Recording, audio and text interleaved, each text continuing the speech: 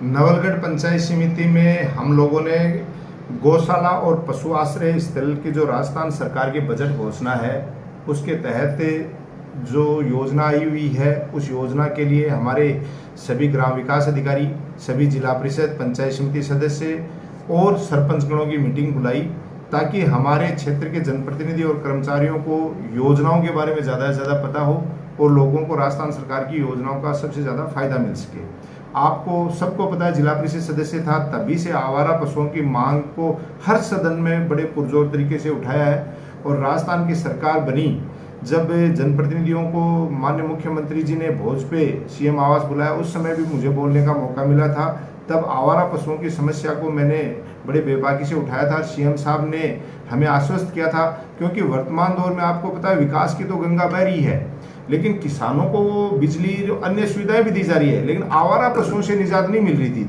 इसके लिए जैसे पिछले दिनों एक स्कीम आई माननीय मुख्यमंत्री जी की नंदीशाला के लिए, उसमें भी सेम स्कीम थी कि आप 10% राशि जमा कराएं सहभागिता की योजना में, और वो नंदीशाला जिले में आपके अकेले नवलगढ़ में हम लोग लाने में प्रयास हो गए।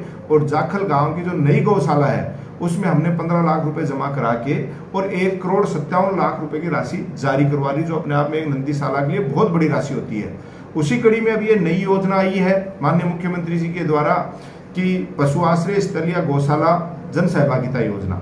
इसमें भी सेम सिस्टम है कि 10% राशि यानी कि 10 लाख रुपए गांव की एक समिति बनेगी और उसके लिए भी एक लिबर्टी दी गई है कि उसका रजिस्ट्रेशन चाहिए 1 साल तक करवा सकते हैं। 1 साल का समय माननीय मुख्यमंत्री जी ने दिया है कि जल्दबाजी में अगर रजिस्ट्रेशन नहीं हो पाए, उसमें 10 लाख रुपए की राशि जमा करा के 90 लाख रुपए की राशि राज्य सरकार 3 टुकड़ों में 40 लाख रुपए एक बार, 40 लाख रुपए एक बार और 10 लाख रुपए एक बार, ये पशुओं के लिए जो आश्रय स्थल है उसके बनाने के लिए दिए जाएंगे। साथ ही अनुदान की जो राशि है उस गौशाला के लिए शुरू हो जाएगी।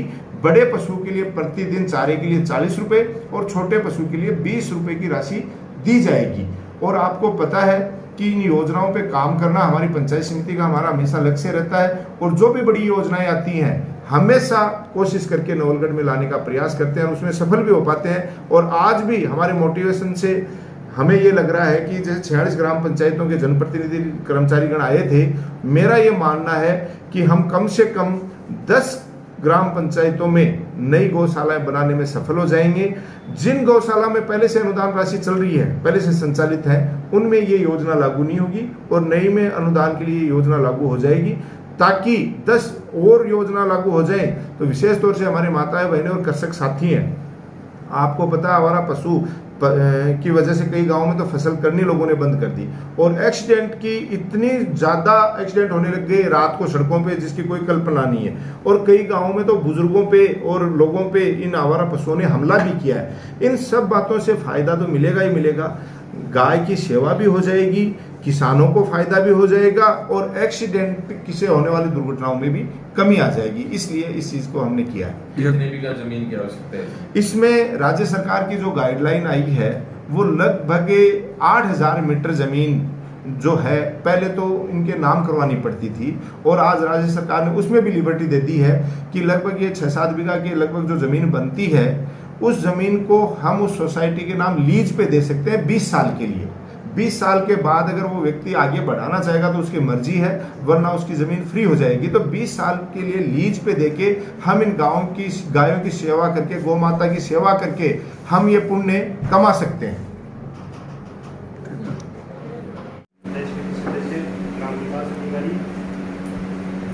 आज ये गौशाला के निर्माण के संबंध में बैठक रखी गई है। गौशाला चारागाह जमीन ग्राम पंचायतों में काफ़ी पर्याप्त है, कई पंचायतों में तो बहुत ज़्यादा है। तो उसके आसपास कोई दानदाता बीघा, 2 बीघा, 5 बीघा जमीन दे करके उसमें गौशाला का निर्माण होता है।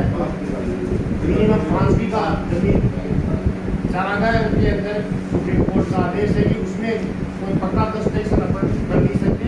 उसके लिए पक्का कंस्ट्रक्शन के लिए कोई हमारा दानदाता 5 बीघा जमीन उसमें डोनेट करे और चारागाह गायों के काम में आएगी। चारागाह तो करने के लिए है, तो उसके संबंध में राज्य सरकार की ये बहुत बड़ी योजना है और इससे ज़्यादा से ज़्यादा लोगों में लाभ मिले, इसके लिए ये है। और विस्तार से निर्देशक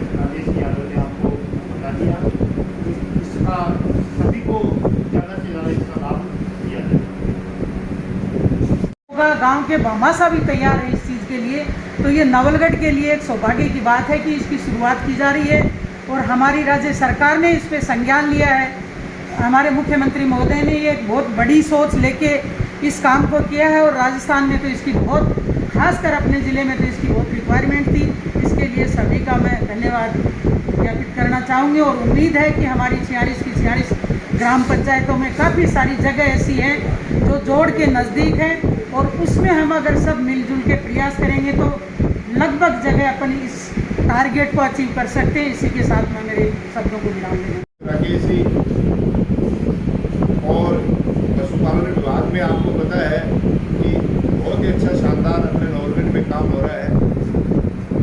तो ऐसे हमारे डॉक्टर राजेश यादव जी, सुमिता सिंगर जी और तमाम मेरे सामने बैठे पंचायत समिति सदस्य, सरपंचगण और ग्राम विकास अधिकारीगण भी, और आप सबको पता है कि आज प्रदेश की सबसे बड़ी अगर कोई समस्या है तो आवारा पशुओं की समस्या। चाहे आप चुनाव के समय या अन्य किसी भी समय जाते हो तो ग्रामीण क्षेत्र में या शहरी क्षेत्र में एक चीज़ सुनने को मिलती है कि साहब आवारा पशुओं को पिएगा। बहुत बड़ी समस्या है जिसमें एक्सीडेंट भी मुख्य कारण है। कई लोगों ने अपने परिवार के सदस्यों को खोया है। कई जगह आवारा पशुओं ने बूढ़े बुजुर्गों को चोट हानि पहुंचाई है जिसके नतीजे खराब निकले हैं और फसल का भी काफ़ी नुकसान हुआ। और मैं जिला परिषद सदस्य था तब से बार बार ये मांग उठाता रहा और जब राजस्थान की सरकार बनी उस समय भी मुख्यमंत्री आवास में जो मीटिंग हुई उस मीटिंग में मुझे बोलने का मौका मिला था। उस समय मैंने एक बात कही थी कि अगर सरकार सबसे बड़ी अगर मदद, वैसे तो किसानों की हर तरीके से हो रही है, लेकिन सबसे बड़ी अगर मदद कर सकते हैं तो आवारा पशुओं से निजात दिला के कर सकते हैं। आज काफ़ी गाइडलाइन ऐसी आ गई जिसकी वजह से लोग इनकी व्यवस्थाएं नहीं कर पा रहे और पशुपालक भी परेशानी में है। तो इसका क्या निराकरण किया जाए? तो बार बार मीटिंगें चली, बार बार हर सदन से लोगों ने, अन्य नेताओं ने, जनप्रतिनिधियों ने भी मांग रखी। तो माननीय मुख्यमंत्री जी अशोक जी गहलोत ने इस बात को समझा कि वास्तव में किसान की बहुत बड़ी पीड़ा है। तो इन्होंने अपने बजट घोषणा में, जैसे पिछली बार एक घोषणा की थी आज से 6 महीने पहले और 1 महीने का टाइम निकला था कि 10% सहयोग राशि जो गौशाला देगी उसको बाकी की 90% राशि राज्य सरकार देगी। अपने यहाँ 29 गौशालाओं का रजिस्ट्रेशन है। उस समय भी मैंने पूरी एक्सरसाइज की थी। मैं समय समय पे आंकड़े निकालता रहता हूँ, बात करता रहता हूँ। उस समय भी सभी सरपंचगणों को और मेंबर साहिबान को सबको फोन कराए थे। उस समय मात्र 5 लोग पधारे थे अपने ऑफिस में। कितने? 5। और आज भी आप अपनी संख्या देख सकते हो, आप समझ सकते हो काम क्यों नहीं होते हैं। उन 5 में से जाखड़ ग्राम पंचायत में जो नई गौशाला बनी थी उन्होंने कहा था कि हम लोग काम कर लेंगे। आज सरपंच साहब कोई काम होने की वजह से बाहर गए हुए बात हुई थी। उन लोगों ने काम किया और देखो बहाने कोई भी कर सकता है। जब प्रक्रिया चल रही थी, लास्ट डेट 1 तारीख थी, मुझे आज भी याद है। 19 दरमियान उनकी माता जी का देहांत हो गया, लेकिन उन्होंने कहा कि गाय की सेवा करनी है, बड़ा काम है। उन्होंने अपनी टीम को साथ लगा दिया और वो पेपर वर्क पूरा करा दिया। और आज जिले में एकमात्र गौशाला जाखड़ है अपने क्षेत्र की जिसको 1,57,00,000 रुपए का अनुदान मिल चुका है। कितना? और मात्र तो 5-6 महीने पुरानी गौशाला है। वो नंदीशाला है। वो नंदीशाला, एक मात्र 85 दिन एक नंदीशाला मिली और उस जाखड़ वाले वो जाखड़ में मेहनत की, उस नंदीशाला का वो निकल गया। अब मुख्यमंत्री जी ने इस बजट घोषणा में ये पशुओं के लिए आश्रय स्थल के लिए या गौशालाओं के लिए नई स्कीम लॉन्च की है जिसमें जन सहभागिता के साथ और 10% राशि के साथ इन योजना गौशालाओं को डेवलप किया जा सकता है। पहले जमीन की समस्या थी, उसमें भी शिथिलता दी गई है कि 5 बीघा जमीन को आप लोग 20 साल की लीज डीड पे भी ले सकते हैं, चाहे किराए पर मिल जाएगा आप तो देश का मालिकाना हक उस मालिक का ही रहेगा। और 20 साल के लिए उस गांव की कमेटी या उस गौशाला को अगर वो 5 बीघा जमीन लीज पे दे देते हैं तो उसमें पक्का निर्माण होके। और मैं तो एक आग्रह और करता हूँ कि जो हमारे चरागाह भूमियाँ हैं उस चरागाह भूमि के आसपास ये जमीन हो तो और ज़्यादा बढ़िया है। कानूनों में संशोधन होता रहता है, इसके लिए भी एक बहुत बड़ा प्रयास मैं करने जा रहा हूँ, भागीरथी प्रयास करने जा रहा हूँ कि जब चरागाह के नाम पे जमीनें हैं तो उनमें गाँवों के लिए ही है। आज सरकारी चाहे हॉस्पिटल हो या अन्य चीज़ें हों, अब्दुल रहमान के नोट की वजह से आज ये ज़मीनें अलॉट नहीं हो पाई और राज्य सरकार की अपनी मजबूरी है कि वो सुप्रीम कोर्ट से ऊपर नहीं जा सकती। इसके लिए भी आपका ये छोटा सा कार्यकर्ता आने वाले दिनों में हाईकोर्ट में एक PIL लगा रहा है, उसका रास्ता निकाला है, क्योंकि सरकारें सुप्रीम कोर्ट से ऊपर नहीं जा सकती, लेकिन जनहित में कोई भी आदमी PIL लगा सकता है और वो PIL अपना अपनी नॉर्वेड पंचायत समिति से अपन लगाएंगे और हो सकता है उसका भी रिजल्ट सकारात्मक आए, ताकि आने वाले दिनों में आज जो देख रहे हैं कि बड़े बड़े हॉस्पिटलों के लिए इन चीज़ों के लिए ज़मीन नहीं मिल पाई, ये क्योंकि जो ज़मीनें हैं वो जनहित के लिए हैं। मैं कहता हूँ प्राइवेट संस्थाओं के लिए नहीं होनी चाहिए, लेकिन सरकारी कामों के लिए तो जो ये चरागाह जोड़ की भूमियाँ काम में ली जाए तो कोई आपत्ति नहीं होनी चाहिए। लेकिन कई बार नियम ऐसे बन जाते हैं और नियमों में संशोधन तभी हो सकता है जब आपके द्वारा प्रयास किए जा सकते हैं। आज जन सहभागिता की बात करें, मैं पिछली बार जिला परिषद सदस्य था, गुरु गोलकर स्कीम एक चलती थी जिसमें 10% राशि देके और शमशान भूमियों के चारदीवारी की जाती थी, 90% राशि सरकार देती थी। उस समय हमने शुरुआत की और आप देखिए झुंझुनू जिले में जितना बजट आया, लगभग 4.5 करोड़ रुपए का बजट आया था, उसमें अकेला 1.5 करोड़ रुपए बजट तो मैं जिला परिषद के 7 नंबर वार्ड में लाके लगा चुका था, क्योंकि उस स्कीम को मैंने पढ़ा। आज मैं जनप्रतिनिधियों से बार बार कहता हूँ कि आप इन मीटिंगों में उपस्थिति दर्ज कराएं, क्योंकि जनता ने आपको बहुत बड़े विश्वास के साथ यहाँ चुन के भेजा, चाहे वो पंचायत समिति सदस्य है, चाहे जिला परिषद सदस्य है, चाहे सरपंच है।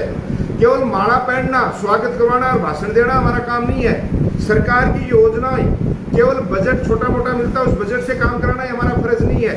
जो सरकार की फ्लैगशिप योजनाएं जिनमें बहुत मोटा बजट आता है, जैसे उदाहरण के तौर पे अभी जाखल में 1,57,00,000 रुपए नंदीशाला के लिए आए, वैसे प्रत्येक पंचायत को सरकार का मानस है कि प्रत्येक पंचायत को 1-1 करोड़ रुपए की राशि गौशालों के लिए और इन आवारा पशुओं के आश्रय स्थल के लिए दिया जाए।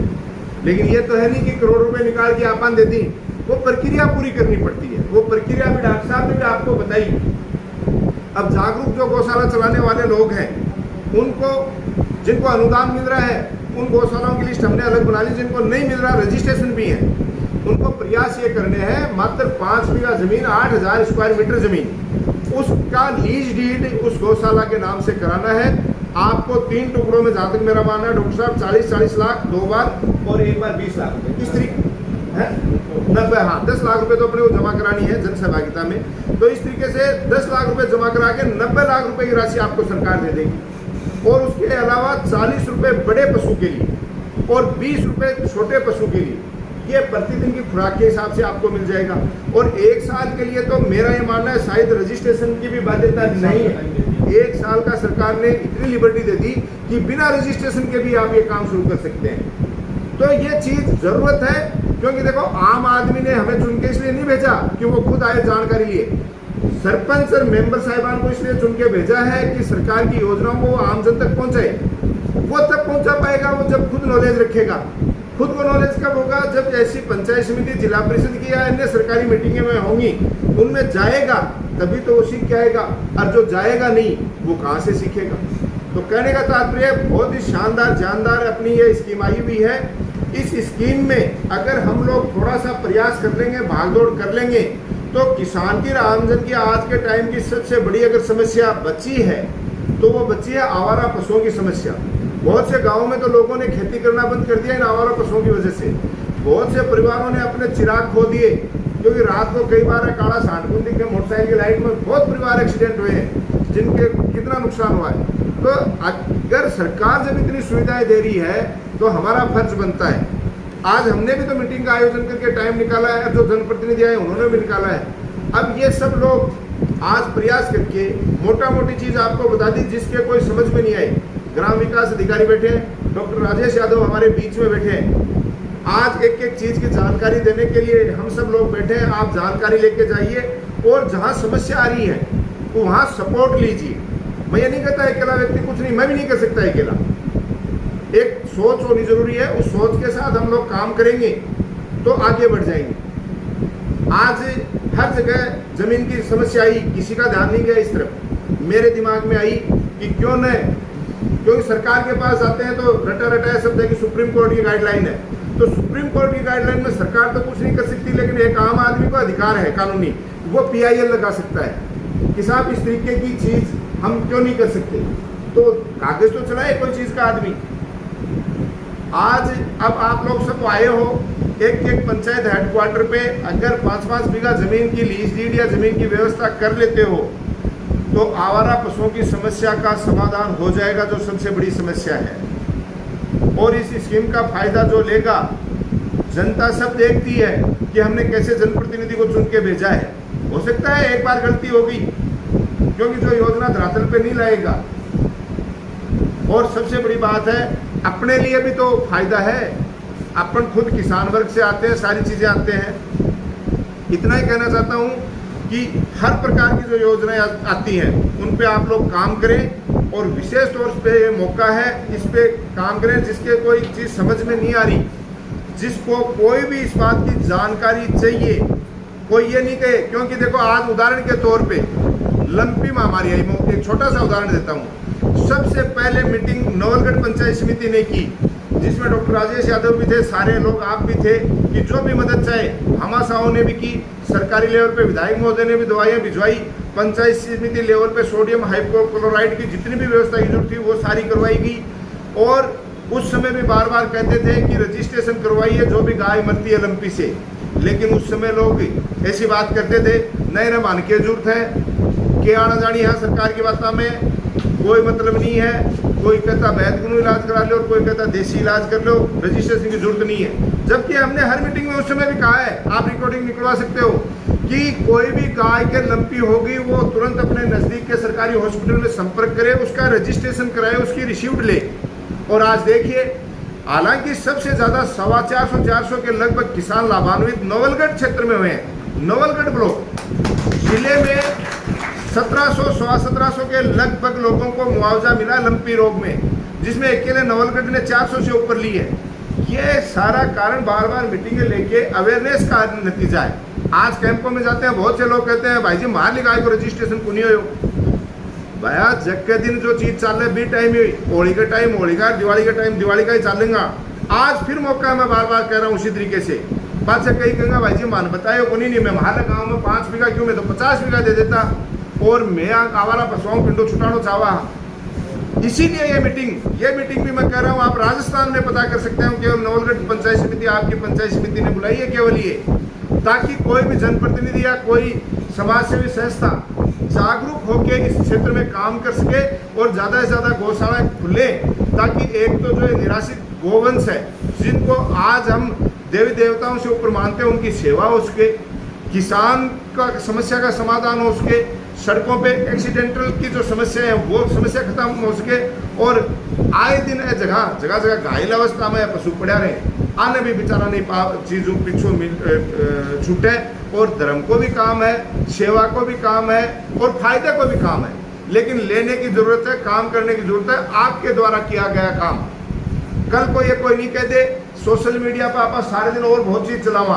मैं कहता हूँ ये चलाइए, इस योजना के बारे में बताइए, ज्यादा से ज्यादा लोगों को हर गांव में प्रेरित करिए, मोटिवेशन कीजिए कि इससे बड़ा सेवा का कोई काम नहीं हो सकता, जिसमें राज्य सरकार आगे बढ़ के एक पंचायत को, एक गौशाला को 90 लाख रुपए, मात्र 10 लाख रुपए की राशि जमा करा के देना चाह रही है, और 40 रुपए बड़े पशु के और 20 रुपए छोटे पशु के जरूरत है।